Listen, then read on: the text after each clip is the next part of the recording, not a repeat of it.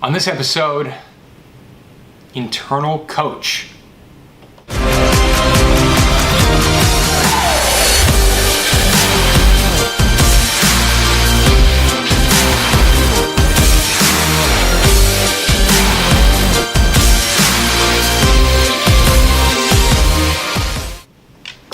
Hey everyone, this is the Quarter Show. We're talking today about the internal coach and why it's necessary or why it's important.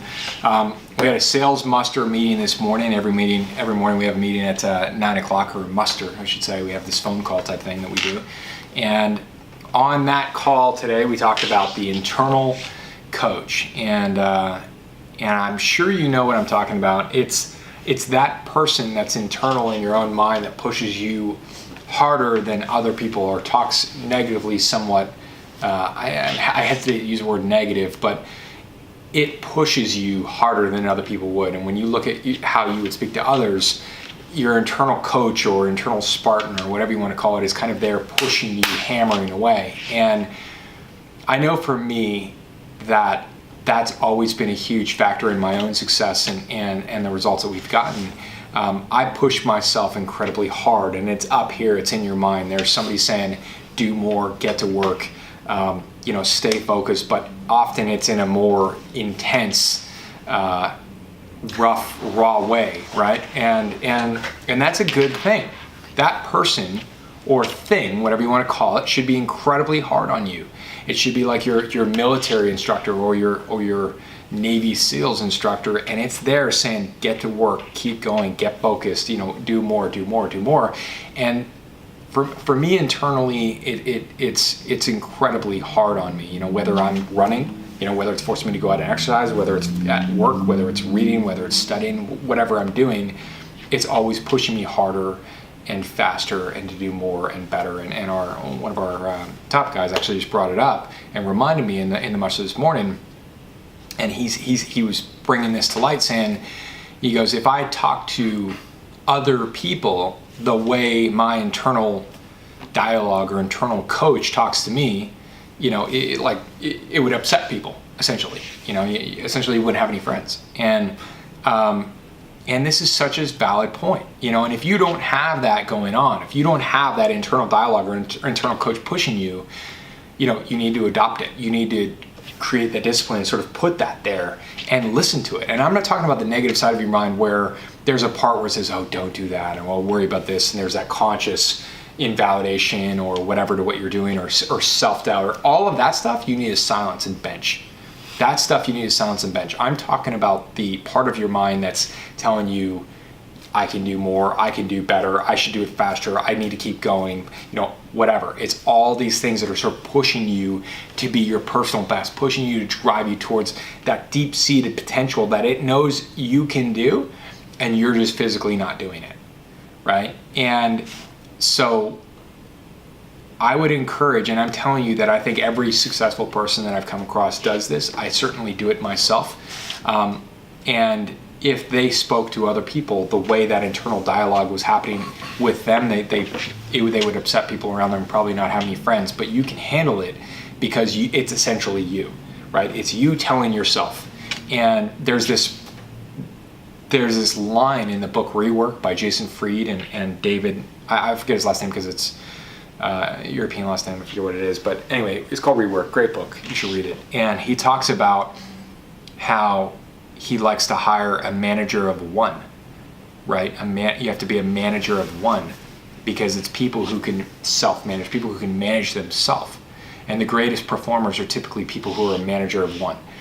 They can run and manage themselves, and they're managing and pushing themselves. And it's true, because you're going to listen to yourself. You're going to listen to your own self-determined drive, and it's you are the best coach of yourself. I can come in with my team, or someone else can come in and sort of push you and challenge you, and to have a mentor and have a coach is a fantastic thing. But the truth is, if you get a grip of your internal manager or your internal coach or your internal Navy SEAL instructor, whatever you want to call it, it's going to be better and push you harder and faster than anyone else could, because it's totally self-determined. It's totally you pushing yourself. And if you enable that, it's incredibly valuable. I mean, part of the problem with the thing about not having a motivation like this, an impetus or whatever, whether it's exactly as Rob described or whatever it is, like here's one thing that I've seen recently with a couple of our awesome salespeople, really great, totally succeeding people. They hit a big week and then not, right? Because perhaps to an important degree, that internal, like, get your tail going and like get moving, and that was last week, is missing, right? So a lot of hard work is done, some great statistics are hit, awesome, good job, way to sell, and then I feel great. And then because that internal mechanism is missing, that internal whatever, it's not a lack of ambition, it's not a lack of fire, it's a lack of discipline, it's a lack of consistency, it's a lack of like one's own self-whip. I mean, that's not a great way of putting it, because we're not talking about that really kind of thing. But it's when you haven't developed that internal like discipline, right? I don't so much have the internal coach, but I have by working at Richter specifically, I have developed discipline. I work my whole day. I work all day. I work a long day. I am always at it. I'm always tinkering. And if I start to sway off of it, I notice and I go, get back to work, like. And I want to comment. I think here's my viewpoint, and I could, I think everybody's different, but here's my viewpoint on what Ben said. I think everybody has it. I think that it's off. I think that it's essentially turned off, and it's not been enabled or whatever. I think you have it. I think everybody has it. I think that it's not been really enabled. You haven't listened to it or whatever, and then you're searching for motivation, you're searching for other things. But the truth is that it is what Ben just said, discipline, and over time you start building that, and then after a while it kind of is like that's right, it's second nature, it's what's already going on. The thing is, and we could get pretty philosophical about it, like that's a self-created life. If you're looking for motivation out here, you're looking the wrong direction. You're going to be a leaf in the wind, and you're going to occasionally get motivated. You're going to occasionally go, oh yeah, I really need to pay the rent, to get that watch, to whatever, to do this next action. So you hustle, and then that goal is met, and now it's gone.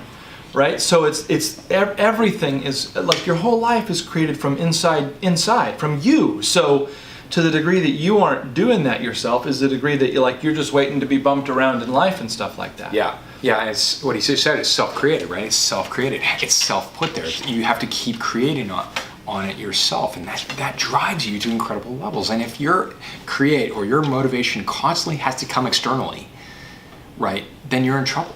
If you constantly have to wait to be inspired or read a book or do this, like I read, I love inspiration, I love motivation, but I don't need it to get going. You have to develop that internal discipline or that internal dialogue or that internal coach or whatever you want to call it, that's driving you, whether you get inspired externally or motivated externally or some other thing, regardless, right? You have to develop it, and it has to say, come on, you're behind, keep going, let's go. And don't think it's very complicated. This is not. Where's the on switch? For my coach. How do I do that? Just build it like a habit, like anything. It takes 21 days. All it is for me is like this. All it is for me is I go, oh, get to work.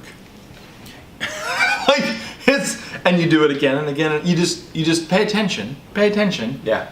Oh Jesus! I haven't made a phone call in like 5 minutes. What am I? Oh my God. Right. It's not more complicated than that. It takes a lot of practice, right, to make sure you're consistently doing it.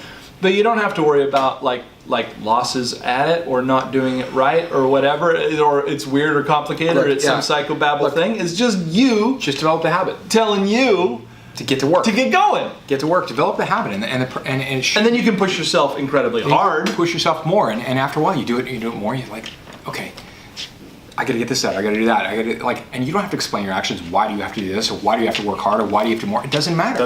It doesn't matter. It's telling you, hey, there's more you can do. There's more potential. You're not living up to everything that you can do. Right. And you keep internally pushing yourself to get there. And next thing you know, you're doing stuff, and next thing you know, you lift your head and you're like, wow, I've done pretty well. Mm-hmm. Right? And you're like, you start looking, you're like, holy crud, you got all these things around you, and you're doing well. That's where you're trying to go with it. But there is an internal discipline or an internal coach or something there that you need to develop if you don't have, and if you do have it, you have to listen to it and push harder and constantly tighten up sort of that symbiotic relationship between that and you, essentially.